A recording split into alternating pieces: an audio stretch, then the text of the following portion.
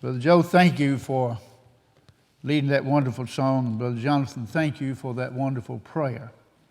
Let us never, ever take these wonderful and blessed privileges and opportunities for granted.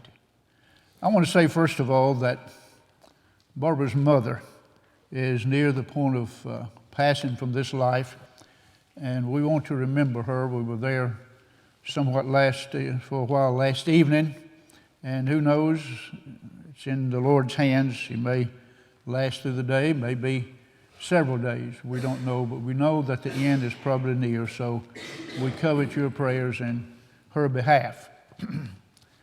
Also, it's always great to be back at East Hill. I said last time, you didn't know I had that much of a memory, did you? That I feel like we are members of the family here. And really we are to a great extent. Feel like permanent fixtures. But we appreciate so much having the opportunity to be with you again today. Let me also mention, and I'll talk about this near the end of our presentation today of our work. And I appreciate Brother Jonathan's remarks in regards to our works, of which you are a great part, and we'll talk about that in just a moment. But a great part of our work is in Africa, though we do a lot of work in different parts of the world through different means. But as you probably have already heard or know of the political situation in Kenya at this time, where we do a tremendous amount of work, is a very desperate situation. I'm getting phone calls every day of the situation there, rioting going on, killings, and beatings, and burnings and looting. So our brethren have asked us to especially keep them in our thoughts and prayers today and for the next several days.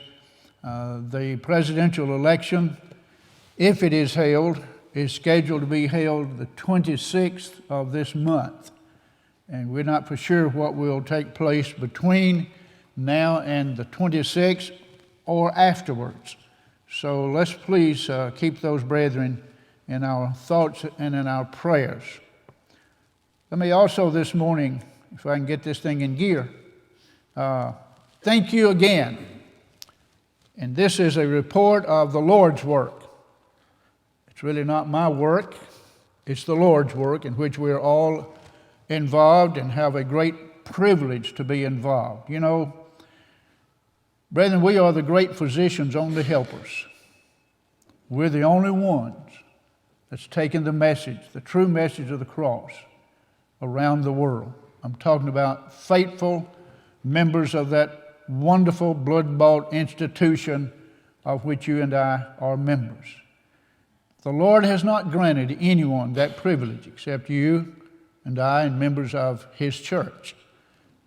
Angels cannot do it. Devils certainly cannot do it. The denominational world is certainly not doing it.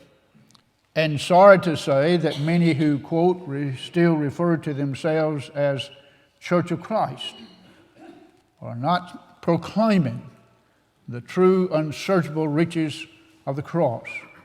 And so we are very grateful and we are blessed. And what a joy and what a privilege it is to be involved in the greatest work in all the world, and that's the Lord's work. And so I wanted to begin this morning by saying again, thank you from the bottom of our heart. You've been a great part of our work for many years, for which we are, again, indeed grateful and thankful. Without you, very seriously, I doubt if we could be doing what we are doing.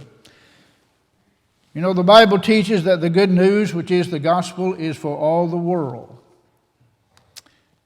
We are a part of an effort that we call World Mission Radio.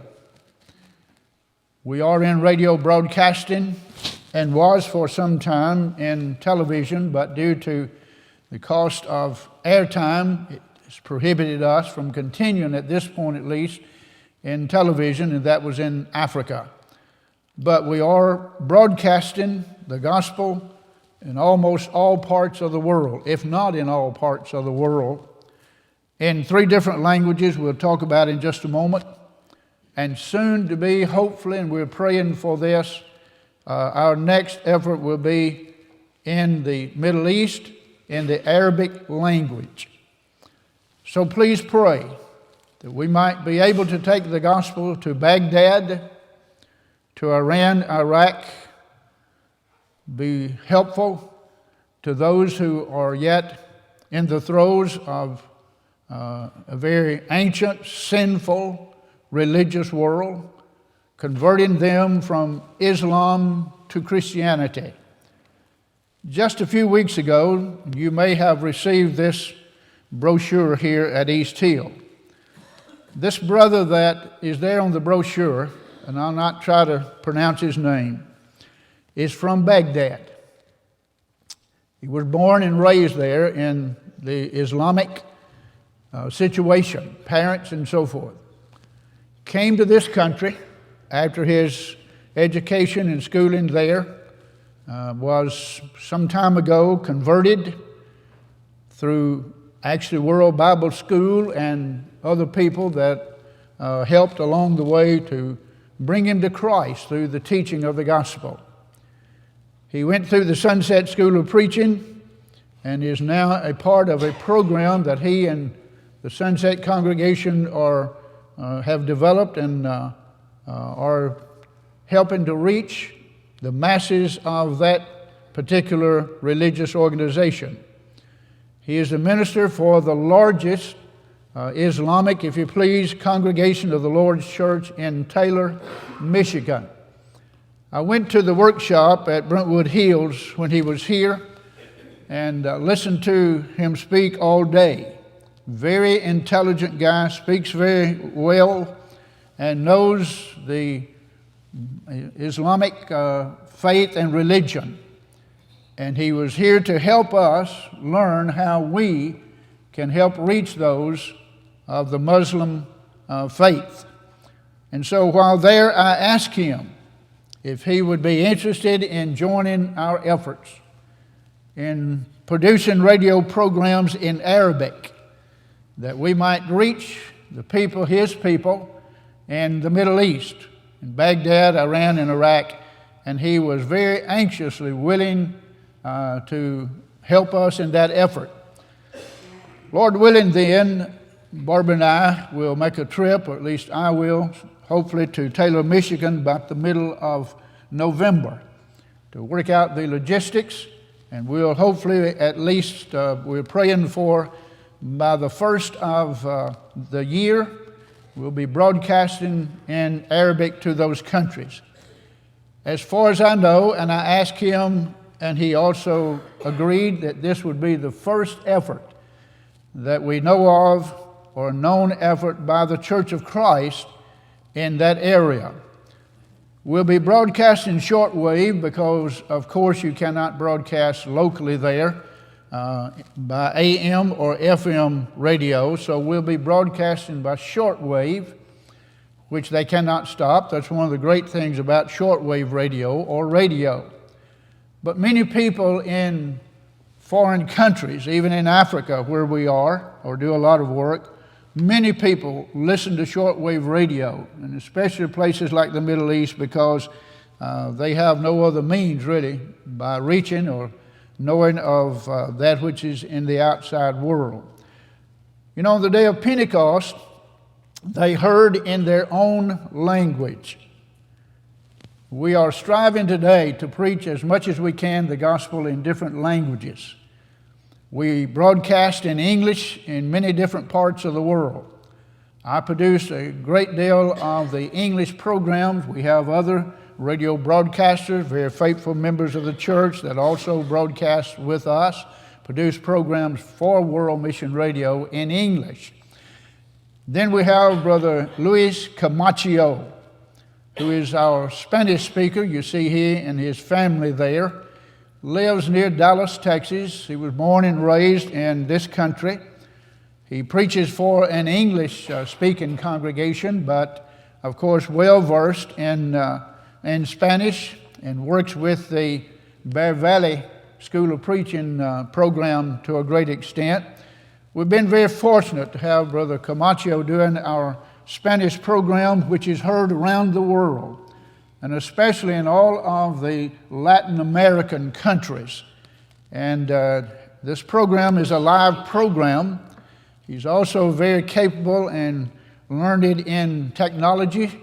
And so from his office near Dallas every Saturday, he connects by internet, via the internet, to the transmitting station in Okeechobee, Florida. And the program is broadcast live on Saturday.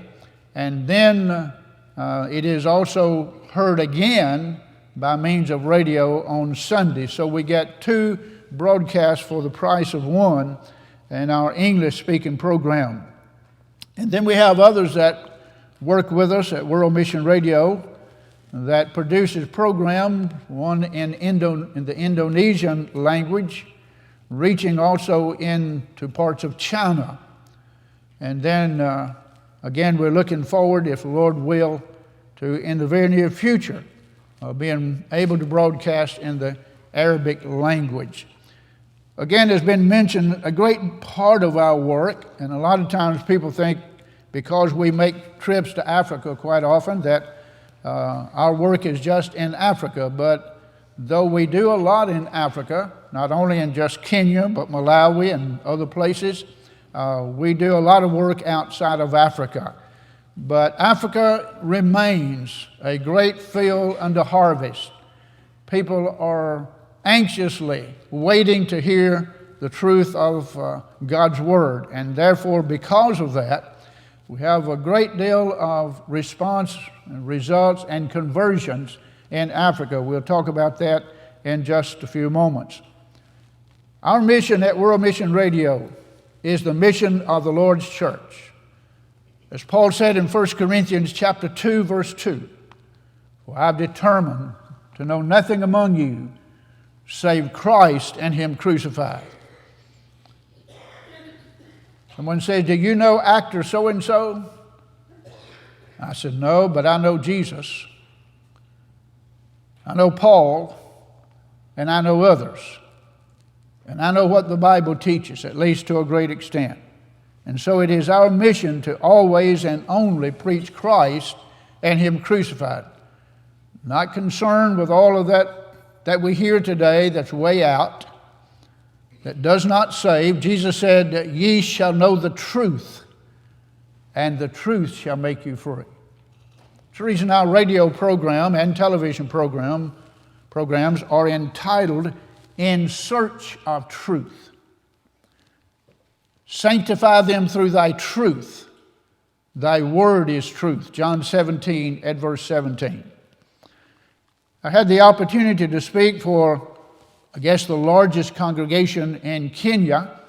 The last time I was there in Nairobi, where the late Brother Berkeley Hackett served as a missionary for almost 40 years, passed away about 3 years ago suddenly with a heart attack.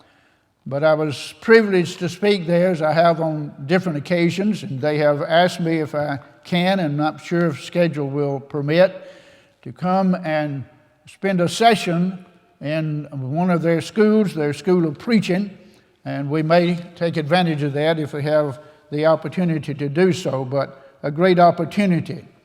Also in Africa, in East Africa, and maybe even also West Africa, World Bible School has had this program called the Gospel Chariot.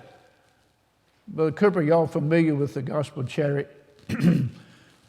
It's a program, again, sponsored by World Bible School. Great program. It, first of all, was, if memory serves me correctly, mainly in South Africa. But now, as you can see, they have expanded that program, and now they have Kenya Gospel Chariot.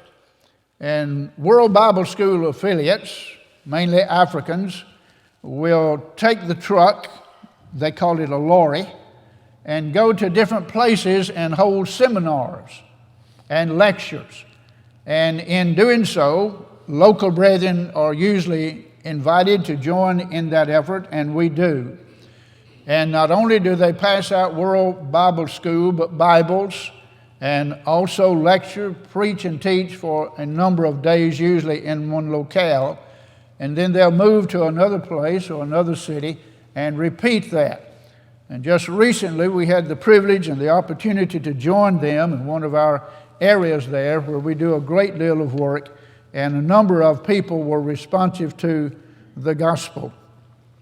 I want to take a minute and tell you about this gentleman. First of all, this gentleman is located about 8 or 10 miles or so from our Christian school and Christian camp there in Kenya. He was at one time a professor there at the university near where he lives, called the Egerton University, which was initially helped to be established by USAID, by Americans. Very, very brilliant guy. As you can probably detect, he's crippled and has not been able to walk much or to function physically, though mentally he's still very alert. But I went to visit him, knew of him, and went to visit him the last time we were there. Very interesting person, very interesting story. He said, I grew up in the Nazarene faith, but I never believed it. He said, anybody that would baptize infants and all the rest that he talked about for a few moments, he said, they could not be right. It was amazing, but he had a smartphone. And he stays on that smartphone, just like you and I do a lot, many hours a day. And on that phone, he was searching for the truth. Isn't that amazing what technology will do for us? And he discovered World Bible School. He contacted someone, and ultimately a teacher, a lady in Texas, who corresponded with him, and she happened to know someone in Kenya. And so nearing the time when she thought he was approaching the time when he would be converted, or soon to be converted, she contacted these people that she knew in Kenya, several miles from where this brother lives.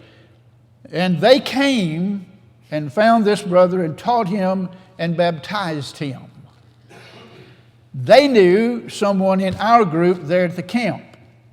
And so they contacted some of our brethren, and they went and made contact and have been following up, teaching him and having service with him. His wife is not yet a member of the church, but he said while I was there, but I'm teaching her. But they conduct a service with him every Lord's Day. A marvelous, marvelous story of conversion. It was just such a great thrill and inspiration to meet this gentleman and now brother. We had been saying for a number of years, the local brethren and I there at the camp and the school, that we really would like to establish a congregation there, either at the University of Egerton, which is a large university, or someone near. So we are praying, we're hoping that through this brother, that this will be the beginning of the answer to our prayers of establishing a congregation there at Egerton, wherein we can reach the students there, many of them who are from different parts of Africa and different parts of the world, teach them the gospel, convert them, and as Paul and others did in the New Testament time, they then will go back to their hometowns and to their villages with the gospel, and then help to establish other congregations of the Lord's church. You can't really see his wife there that much, but his wife was sitting there next to us, and we were having a Bible study, and she was just a very, very precious lady as well. So we're hoping that very soon the announcement will be made that she too had been baptized. I mentioned the fact that not only do we work in Kenya, but we also do a great deal of work and have for a number of years in Malawi, which is south of Kenya, below Tanzania. They say Tanzania, but below Tanzania. And Brother Lifa Banda and a number of brethren there and I, and Barbara and our work, have been associated with them for almost 20 years. Very wonderful, sound, faithful gospel preachers. And about every 3 or 4 months, Brother Lifa and a group of brethren will go somewhere in Africa on a campaign.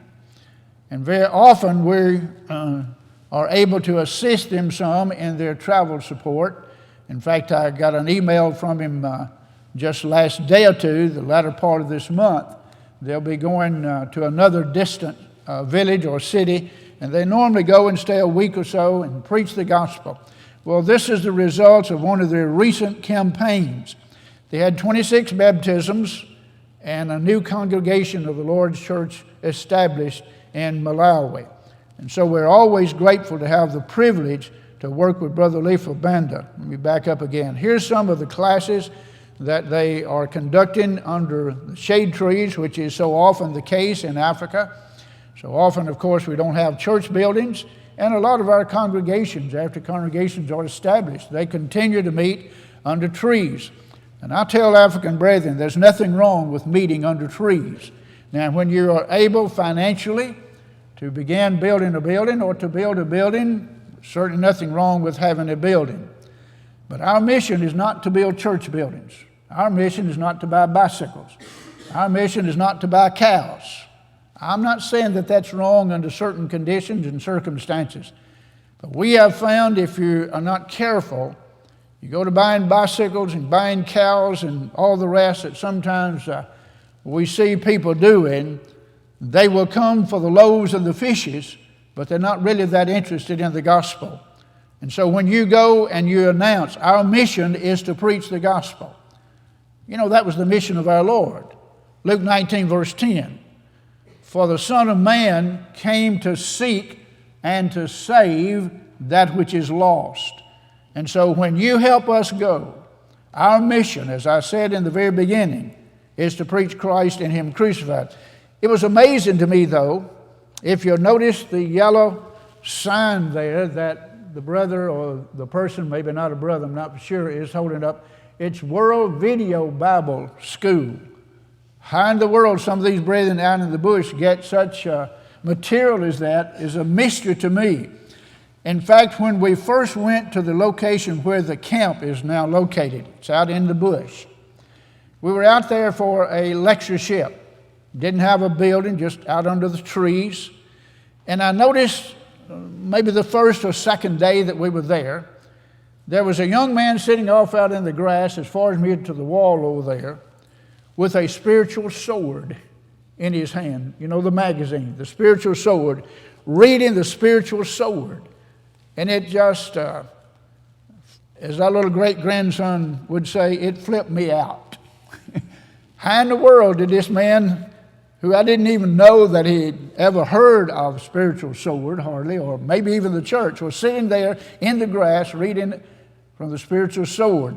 We baptized that young man not too long after that. So this is not too uncommon. Notice the number of people that were sitting there in the Bible study. And this is another one of the meetings there where Brother Lifa Banda and others are preaching, and baptisms that are taking place. Brethren, this is a part of your work. And as you go and as I go and as these brethren, all of us go together, we are preaching the gospel again and people are being saved. And what a great work that is. We're now at the camp.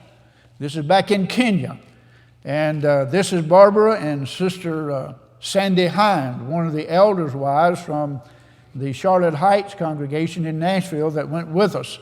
The last time that Barbara and I went, I've been since then, but we were able to build this picnic shelter there at the school, and we'll talk a little bit more about the school in just a moment. And as you can see, we don't have tables and benches. We do have a concrete pad, and that's a lot further down the road than where they were.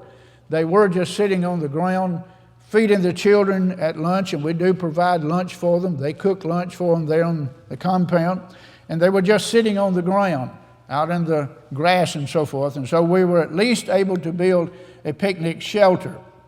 But we're hoping to do some improvements on that and make some changes in the very future. This is again another shot, another picture of that. And we're hoping again to maybe enclose that in the not too distant future and use that for other purposes as well. This is the Lord's church at the camp and school.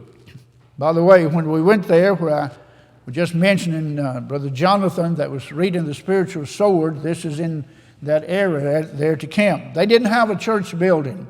We met again under trees, and then it wasn't long until they began to build their own building.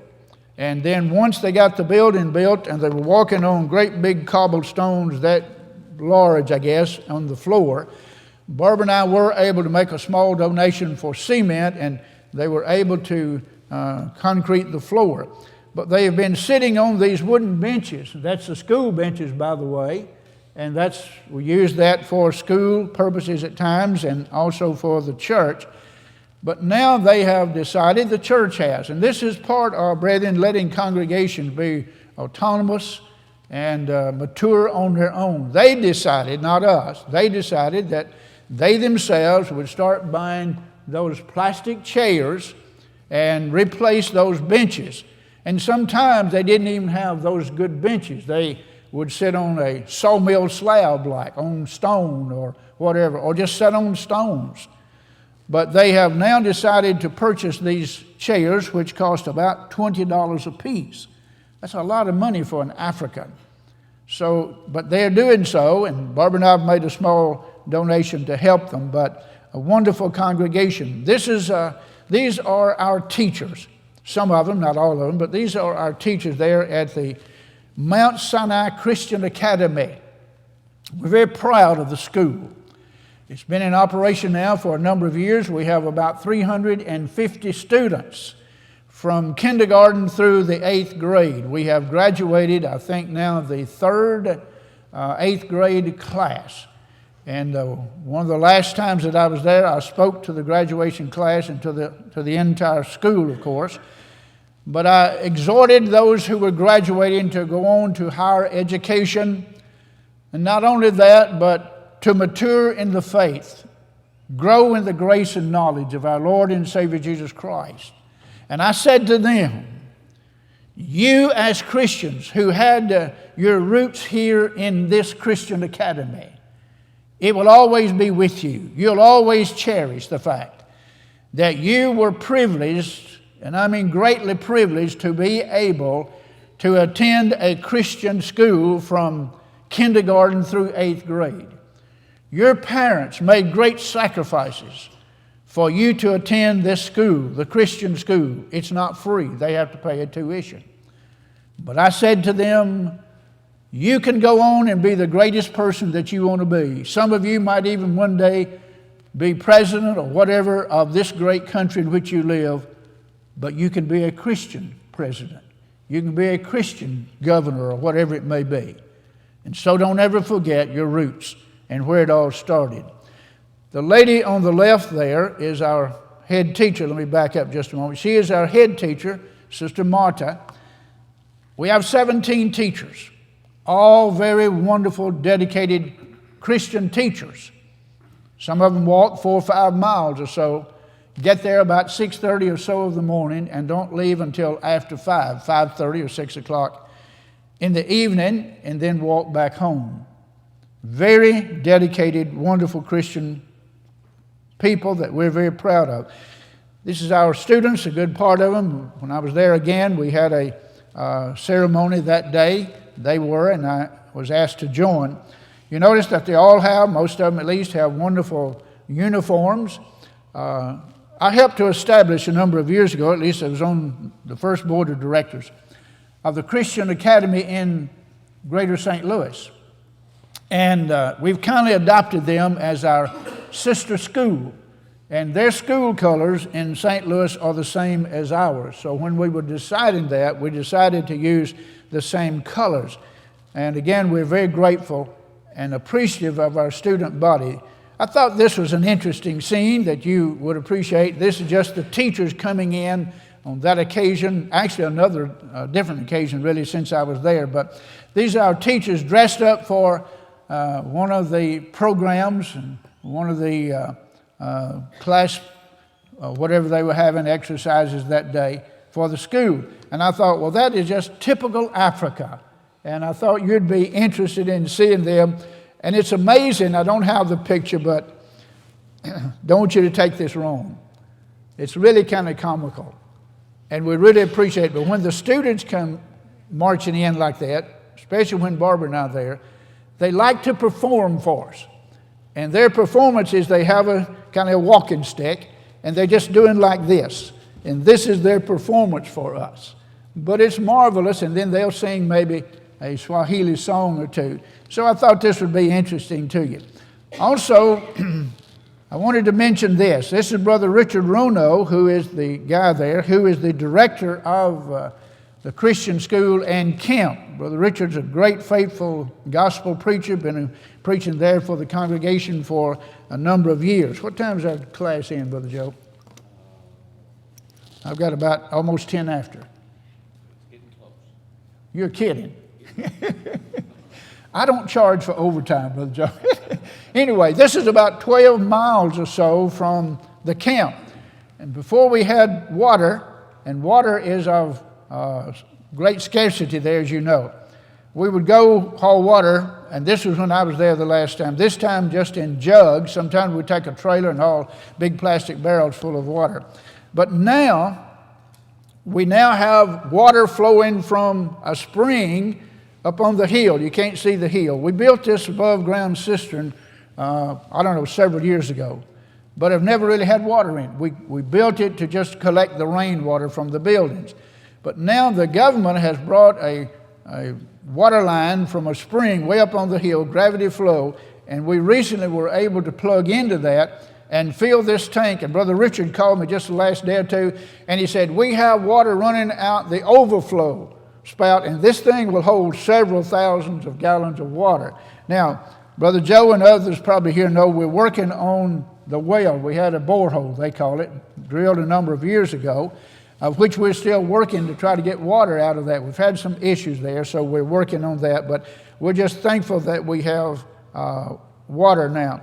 This is at the orphanage in Kisumu, one of the playground areas that some people just came in one day. They said they were from Spain, some young people, said they just go to different places and do community projects, and they heard about our orphanage there, and they came and they said, well, how about us building you some playground equipment?